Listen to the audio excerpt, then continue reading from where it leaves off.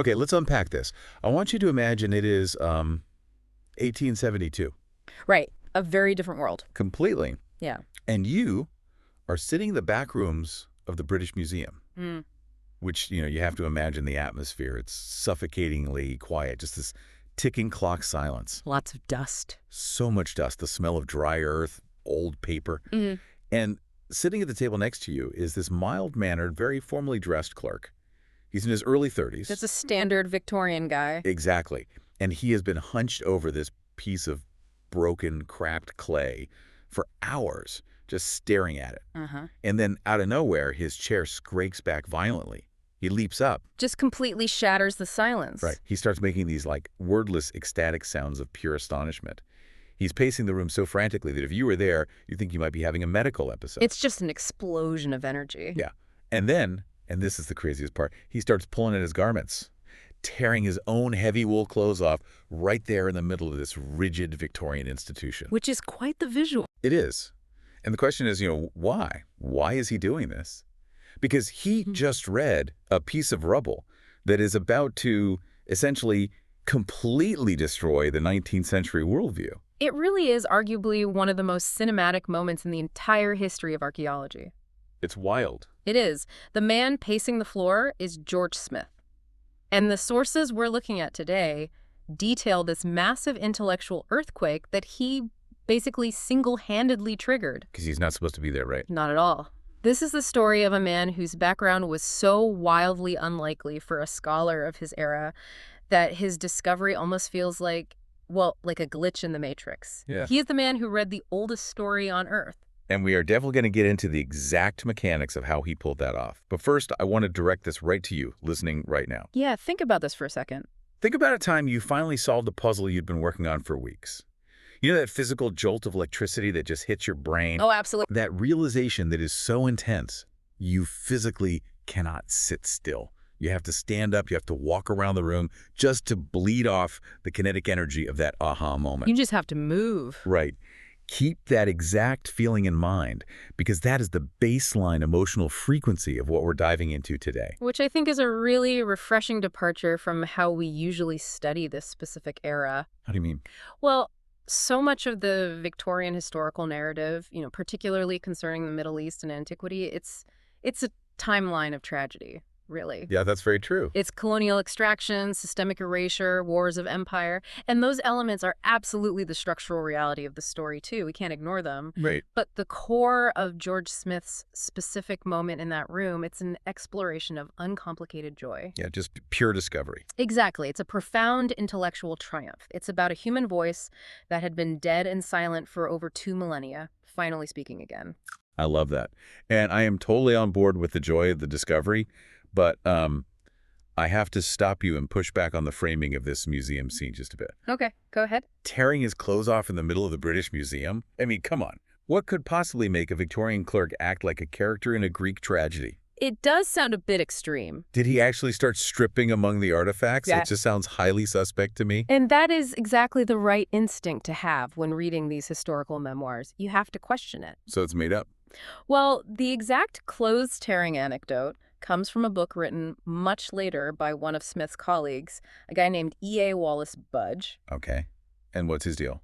When we analyze Budge's track record, we find he was a notoriously colorful storyteller. He rarely let the strict truth get in the way of a really good narrative. So he's punching up the script. Exactly. So, no, George Smith probably wasn't running around in his Victorian undergarments. Okay, good to know. It's just historical embellishment. He is embellishing, but we have to be really careful not to completely dismiss the event just because Budge added some theatrical flair. Right. The core of it is still true. Yes. The underlying overwhelming physical shock is heavily corroborated by other accounts. The pacing and everything. The leaping up, the frantic pacing, the absolute inability to sit still, that kinetic euphoria was very real. His colleagues genuinely thought he had suffered a mental break. Because they couldn't see what he was seeing. To them, he's just staring at mud. Precisely. In that specific moment, staring at a fragment of clay no bigger than a paperback book, George Smith had become the first human being in thousands of years to comprehend the information stored on it. It gives you chills.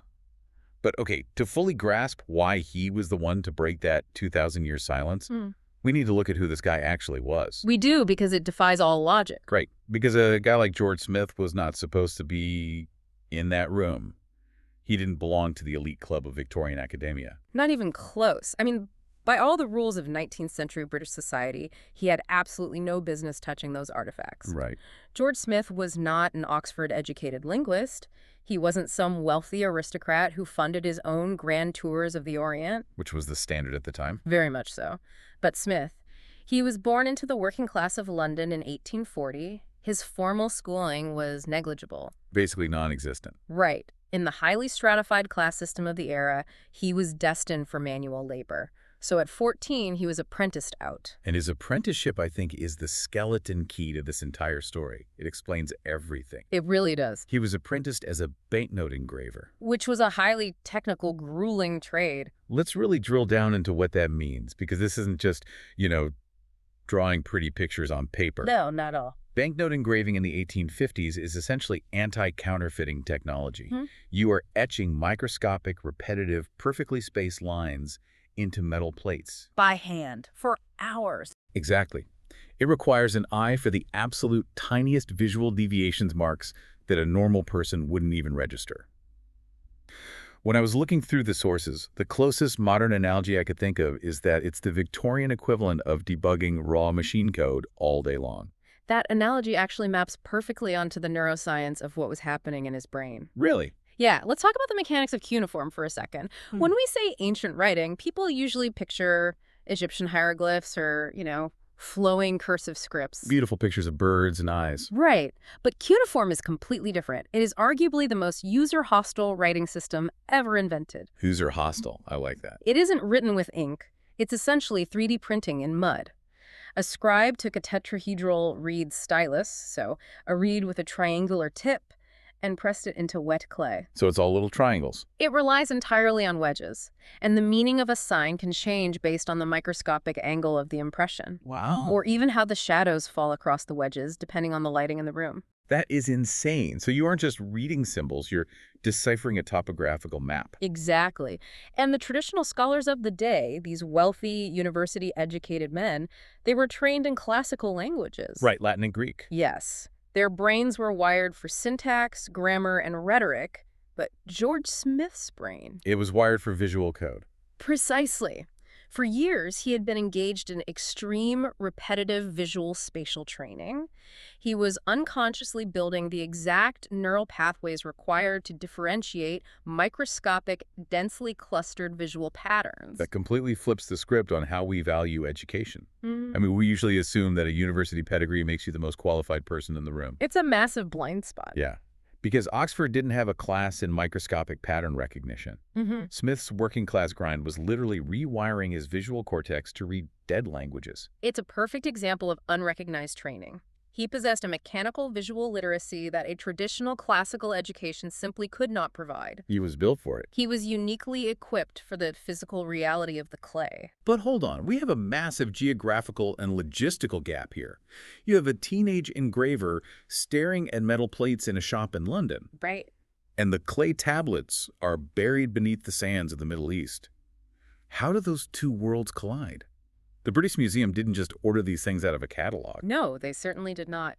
To understand the collision, we have to look at the massive imperial acquisition machine operating in the 1840s and 50s. A great museum race. Exactly. The focal point of this race is the mounds of Nineveh in modern-day Iraq, which was then part of the Ottoman Empire. The heart of the ancient Assyrian Empire. Right, and British and French agents are over there aggressively competing to dig up as many monumental antiquities as possible. They want the big, shiny stuff for the museums. To ship back to their respective national museums, yes. The primary goal was usually giant, spectacular statues, winged bowls, massive reliefs, things that look great in a grand hall. But in the process of digging for the big stuff, they hit the motherlode of clay. Specifically, the royal library of the Assyrian king Ashurbanipal, who ruled in the 7th century BCE. He was basically the ancient world's most aggressive librarian. Right. Just trying to hoard all the knowledge of Mesopotamia in one place. That's a great way to put it. And we need to be incredibly precise about who actually pulled that library out of the ground. Right, because history gets a bit muddy here. It does. The prevailing Victorian narrative, and frankly, a narrative that persists today in a lot of places, shines the spotlight almost exclusively on Austen Henry Layard. Right, the quintessential British explorer in the pith helmet. He gets all the credit in the contemporary London papers. He does. But the sources we are looking at highlight a massive historical erasure here. Yeah, let's talk about that. The man actually managing the logistics, navigating the local politics, and directing the physical excavations that uncovered massive portions of Ashurbanipal's library was an Iraqi named Hormuzd Rassam. Let's focus on Rassam for a second, because the logistics of digging this stuff up sound like a complete nightmare. It was an unbelievable undertaking. Rassam was an ethnic Assyrian, a local Christian. So he knows the area. Yes. He didn't just speak the language. He understood the complex tribal and Ottoman political networks required to secure digging rights and hire laborers. Which Layard probably struggled with. Layard eventually left the field entirely, and it was Rassam who stayed behind, often working at night to outmaneuver rival French excavation teams. Oh, wow, like covert archaeology. Exactly. Rassam is the local hands that did the actual finding. Yet history has a terrible habit of erasing the people who do the physical labor in favor of the imperial overseer whose name is on the museum plaque. Acknowledging Rassam totally shifts the perspective. Because without him managing those trenches in the dust of Nineveh, dealing with the local governors, Ashurbanipal's library stays buried. It never sees the light of day. But because of Rassam, crates and crates of these muddy, broken rocks are loaded onto ships, sailed around the world, and dumped into the basement of the British Museum. Tens of thousands of fragments, just a literal mountain of unread text. Which brings us back to George Smith. He's in his 20s now, still working as an engraver, but he's developed this burning, almost obsessive fascination with the ancient Middle East. It consumes him. And what he does next is just absurdly brilliant. He becomes the ultimate lunch break scholar. Literally. Every single day, when the clock strikes for his lunch hour, he doesn't rest. He doesn't go to the pub. Yeah. He runs over to the British Museum. They had some of these finds on public display to drum up excitement and, funding. And Smith just stands there, eating his lunch, staring through the glass at these broken rocks, trying to reverse engineer a dead language. And we have to ask the logistical question here. How is that even possible? That's exactly what I'm wondering. I can't just stare at a page of Mandarin and eventually teach it to myself if I don't have a dictionary. How do you crack a language with no native speakers, no grammar books, and signs that literally look like bird tracks? Well, he wasn't starting entirely from zero. The pioneers of the field had recently published a few rudimentary keys. The most important of these was based on something called the Behistun inscription. Okay, break that down for us. What is the Behistun inscription and how does it work as a key? The Behistun inscription is essentially the Rosetta Stone of cuneiform. Got it. It's a massive rock relief carved into a cliff face in modern-day Iran by the Persian king Darius the Great around 500 BCE. That's huge. Massive.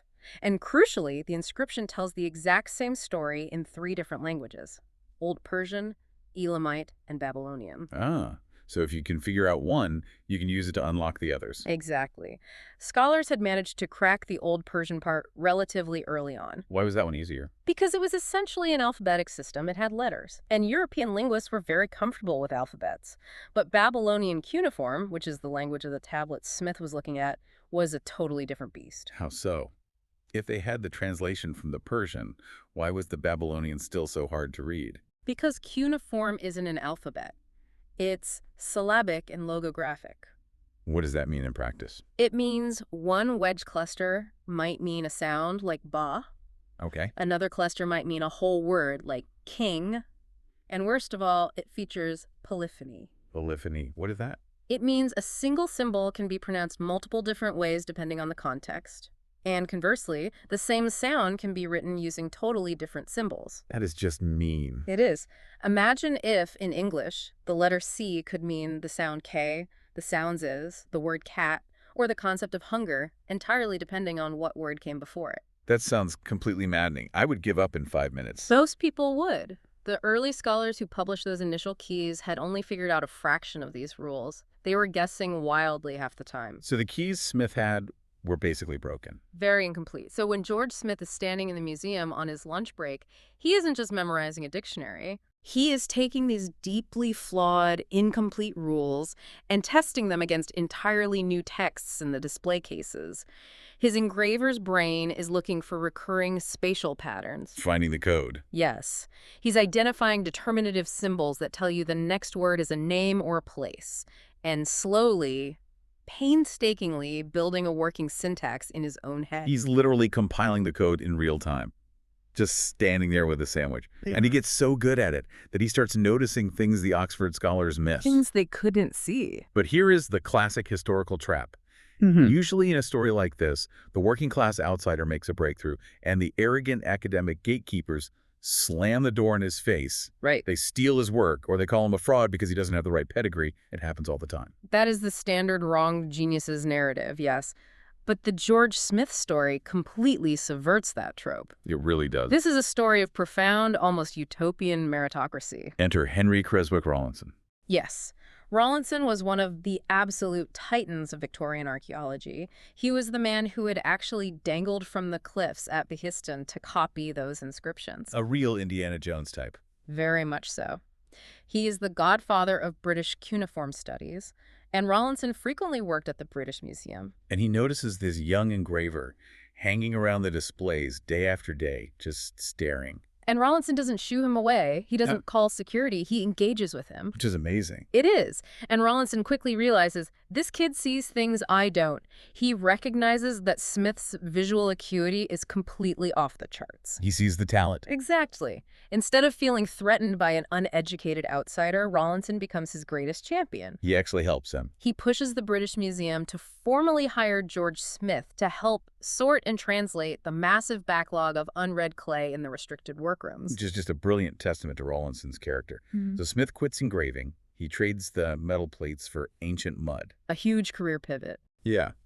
He walks through the doors marked staff only, and he sits down at that table, the one we talked about at the start. But once he is at the table, he isn't just randomly reading whatever he pulls out of a crate. He has a very specific mandate. He is hunting.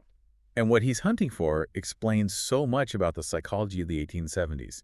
He is looking for anything, literally any scrap of text that mentions the Bible. To understand why he's doing that, we have to look at the massive intellectual crisis gripping Victorian society at this exact moment. Right, because we tend to think of the Victorians as rigidly pious, very secure in their faith, but the ground was actually shifting beneath their feet. Rapidly shifting. In the decades leading up to this, the new science of geology had basically exploded the traditional biblical timeline. How so? Well, men like Charles Lyell published works demonstrating deep time, proving that the Earth was millions of years old, shaped by slow geological forces. Not created in 6 days a few thousand years ago. Exactly. They were finding dinosaur bones and realizing the timeline just didn't add up. Right. And then, in 1859, Charles Darwin publishes On the Origin of Species. The ultimate bombshell. Suddenly, the literal historical truth of the Book of Genesis is under sustained empirical attack from multiple scientific disciplines at once. It's a full-on assault. And for a society whose entire moral and imperial justification rested on the absolute authority of the Bible, this was terrifying. So they were desperate for a counterattack. They needed a win. They were desperate for physical proof from the dirt. The thinking was, if archaeologists could dig up a tablet that mentioned a king from the Book of Kings, or a city from Genesis, they could hold it up and say, look, the Bible is historically accurate. Stop talking about evolution. Exactly. Finding a biblical connection was basically the ultimate Victorian clickbait. It guaranteed you museum funding, it got you in the newspapers, and it kept the wealthy donors very happy. So Smith knows the assignment. He knows what pays the bills. Right. He is digging through these fragments, looking for familiar names. And then, in 1872, he finds one. Here we go. But it isn't just a familiar name. It is a narrative bombshell. Let's walk through the actual translation process of the fragment that caused him to jump out of his chair. He's translating a piece of what we now know as Tablet Ecoli of the Epic of Gilgamesh. Yes. And he starts reading about a character named Utnapishtim. Now, the name Utnapishtim wouldn't have meant anything to a Victorian audience, but the plot of the story he was involved in was instantly recognizable to absolutely anyone who had ever set foot in a Sunday school. Smith applies his engraver's eye to the wedges. He reads that a god speaks to Utnapishtim, warning him that the divine council has decided to wipe out humanity with a catastrophic flood. Uh-huh. The god commands him to tear down his house and build a massive boat. The specific dimensions are given. The waterproofing with pitch is described in detail. Smith keeps reading. Utnapishtim is told to load the seed of all living creatures, his family and animals, into the boat. Sound familiar? Very.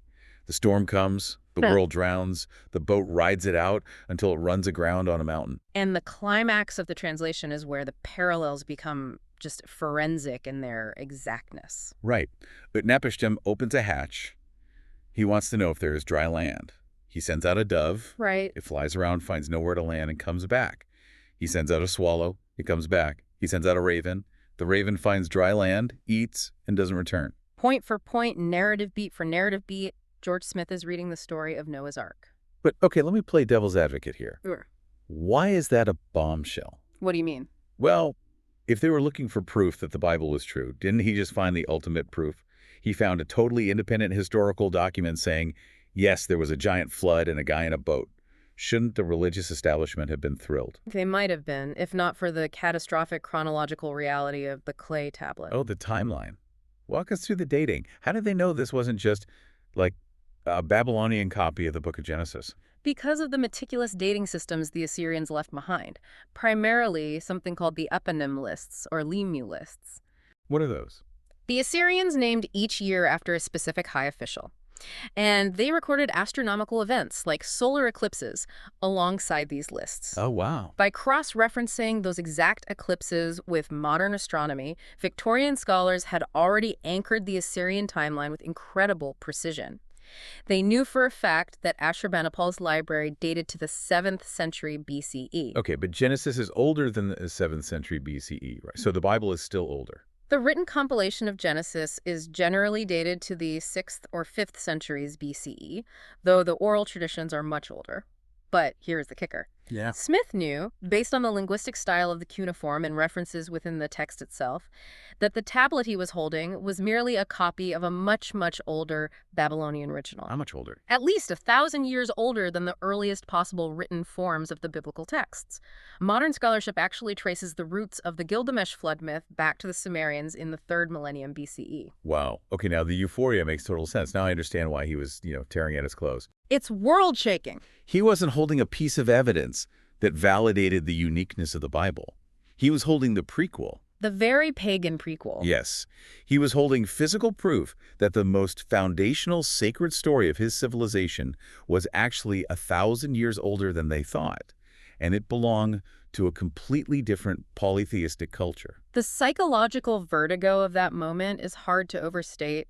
The story of Noah was assumed to be a direct, unique revelation from God to the Hebrew authors. Untouched by anyone else. Right. And Smith discovered that the Babylonians had been telling the exact same story about the exact same birds for centuries before the biblical authors even existed. You cannot keep a secret like that in a museum workroom. It is too massive. It has to go public. And the way it goes public is just an incredible piece of intellectual theater. December 3rd, 1872.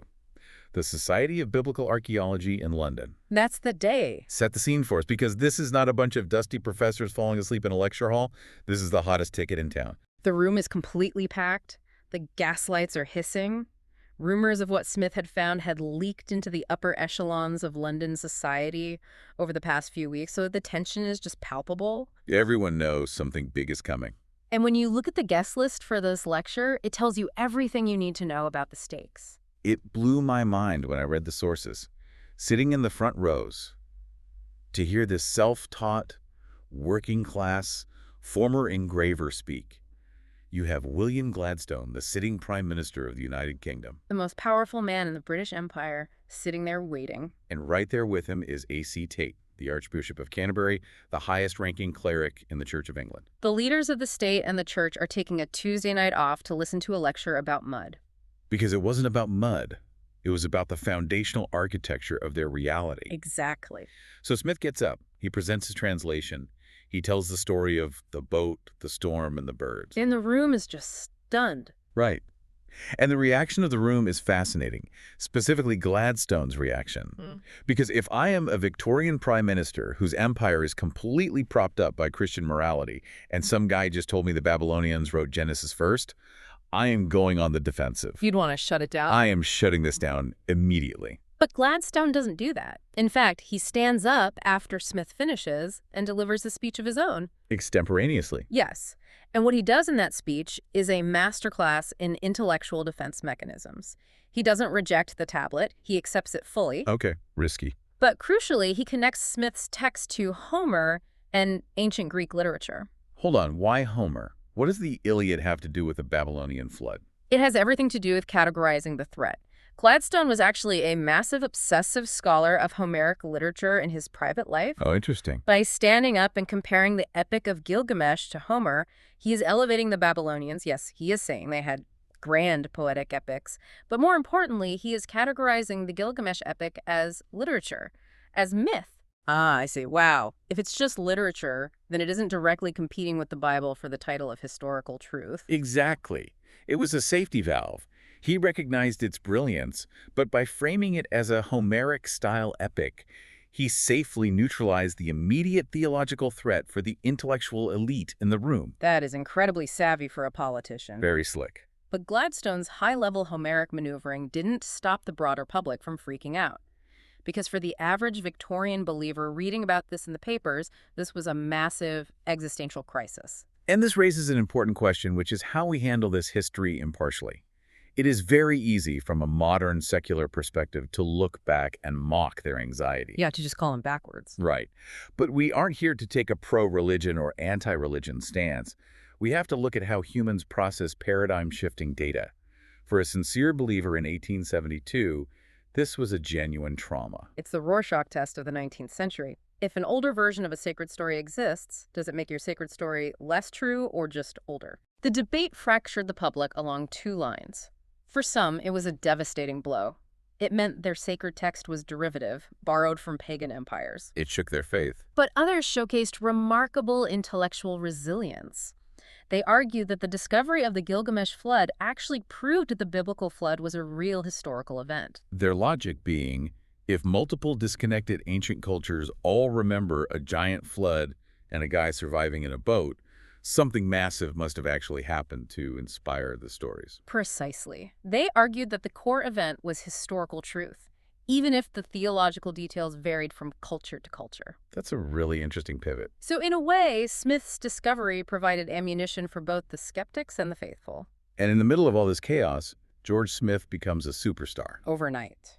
He is a household name. But there is a glaring, maddening problem with his translation. The translator's absolute worst nightmare. The tablet was broken. Yes. When you think about the physical journey of that clay surviving the burning of Nineveh, thousands of years in the dirt, Rassam's crude 19th century excavation methods, being tossed into a crate, sailing across the ocean, it is a miracle it existed at all. Truly. But a crucial section was missing. Right in the middle of the climax. The clay had snapped off. He has the build-up to the storm. He has the aftermath with the birds. But a massive chunk of the narrative is just blank space. And Smith knows that the missing piece isn't lost to history. He believes it is sitting in the dirt at the Kuyunjik Mound in Nineveh, just waiting to be found. So tantalizing. He says as much publicly, if I could just go back to the trench where this was dug up, I know I could find the rest of the story. Which sounds great, but George Smith is a museum clerk on a modest salary. He can't just buy a plane ticket to Iraq. No. An archaeological expedition in the 1870s required staggering amounts of money, diplomatic permits from the Ottoman Empire, and massive logistical supply chains. And the British Museum, being a slow, bureaucratic behemoth, was not about to instantly write a blank check for a wild goose chase. Which leaves a vacuum. And whenever there is massive public interest and a funding vacuum, the media will step in. Enter the Daily Telegraph. This is one of the most brilliant media stunts of the era. The proprietor of the Telegraph, a man named Edwin Arnold, recognizes that the British public is absolutely addicted to this ancient drama. It's moving papers. Exactly. So he makes Smith an offer. The newspaper will fund the expedition. They offer roughly £1,000, a massive sum at the time, to send Smith to the Middle East himself. But there's a catch. The catch is that the Daily Telegraph gets exclusive publishing rights to his dispatches from the field. It's the Victorian equivalent of a network funding an expedition to find the Titanic, provided they get to broadcast it live. Yes. It turns a dry academic dig into a serialized journalistic thriller. It absolutely does. So, in 1873, George Smith, a man who had never left Europe, whose entire experience of the world was mediated through a magnifying glass in a damp basement, packs his bags and travels to the harsh, unforgiving environment of the Ottoman Middle East. Think about the culture shock. He has to travel across the Mediterranean, navigate the complex tribal politics of the region, deal with local governors to honor his digging permits. He has to hire hundreds of laborers. And manage a massive excavation site in the brutal heat. And all the while, the pressure is on. He is on the newspaper's dime, and he has to produce results. He is looking for a specific handful of broken clay inside a debris field that is the size of a small city. It is beyond a needle in a haystack. And then the unbelievable happens. According to the original reports, Smith begins his excavation at Kuyunjik. The laborers are opening up the trenches. And on the fifth day... The fifth day of digging. On the fifth day, Smith is sifting through the dirt, brushes off a fragment of clay, reads the cuneiform, and declares that he has found it. He has found the exact fragment that fills the maddening blank in the flood account. It is the ultimate Hollywood ending. The hero goes into the desert, and on day 5, he pulls the missing puzzle piece out of the dirt.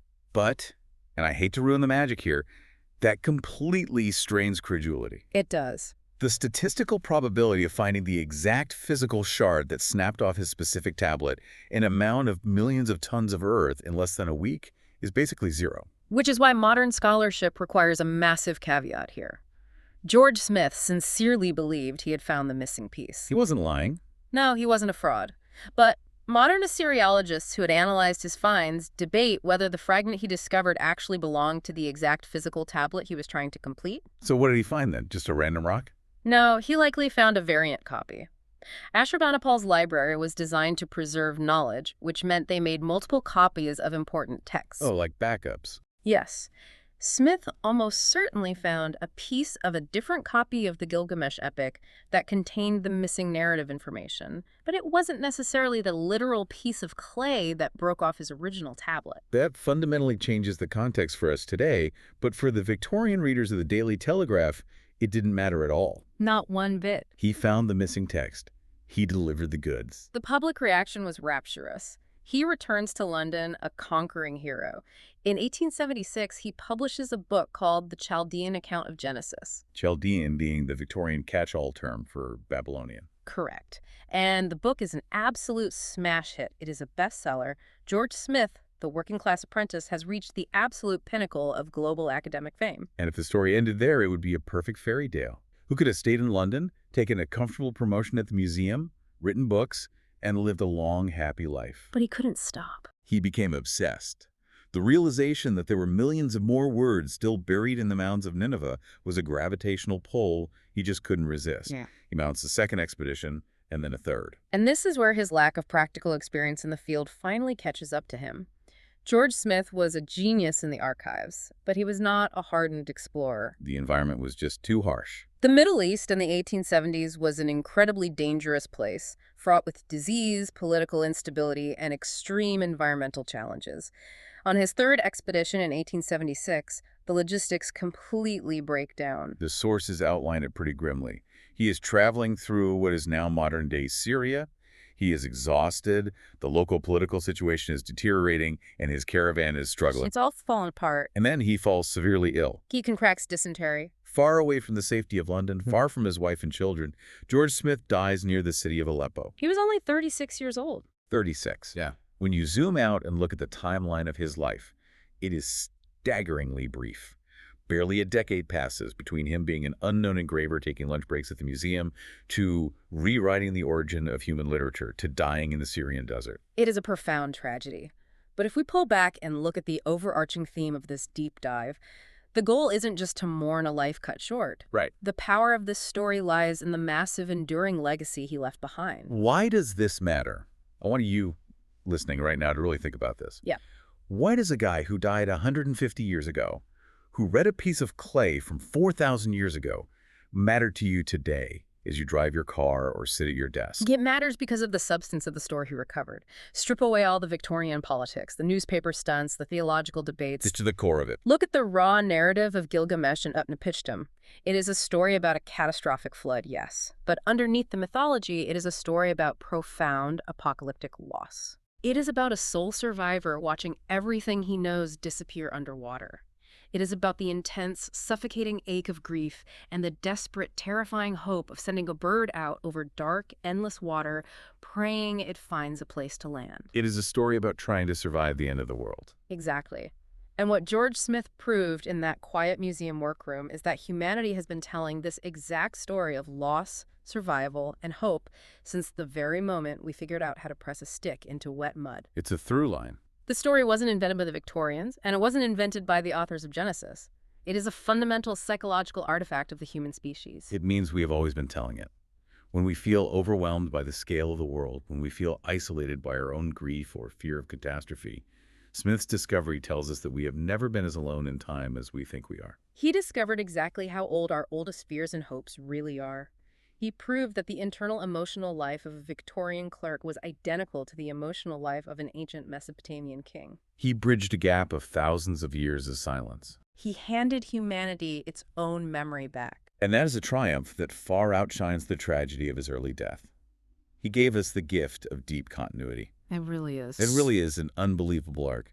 Just to recap the ground we've covered today, we started with a teenage apprentice engraving microscopic lines into metal, training his brain for a task he didn't even know existed. The unrecognized training. We watched him use his lunch breaks to crack a dead language, using flawed keys and sheer visual genius.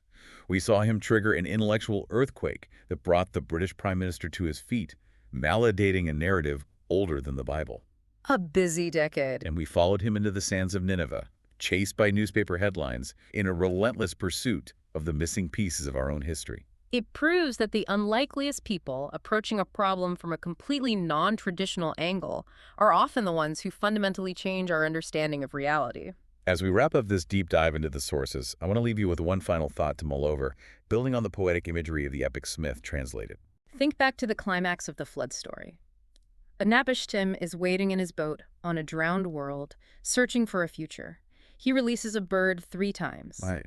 The first time, the dove finds no resting place, and it returns to the boat. The second time, the swallow finds only water, and it returns. The third time, the raven does not return, because it has finally found dry land. It has found a place to rest in a new world. The parallels to the life of the man who translated it are haunting. Very. George Smith went out into the world, leaving the safety of his home in London 3 times to travel to the Middle East to find the missing pieces of this ancient puzzle. On his first expedition, he returned home. Like the dove. On his second expedition, he returned home. The third time he went out, he did not return. Perhaps in his relentless, all-consuming pursuit to connect with the absolute oldest echoes of humanity, George Smith had finally found his dry land. Make of that what you will. Thank you for joining us on this deep dive into the source material. Stay curious, keep looking closely at the details around you, and keep seeking out the echoes of the past in your own life.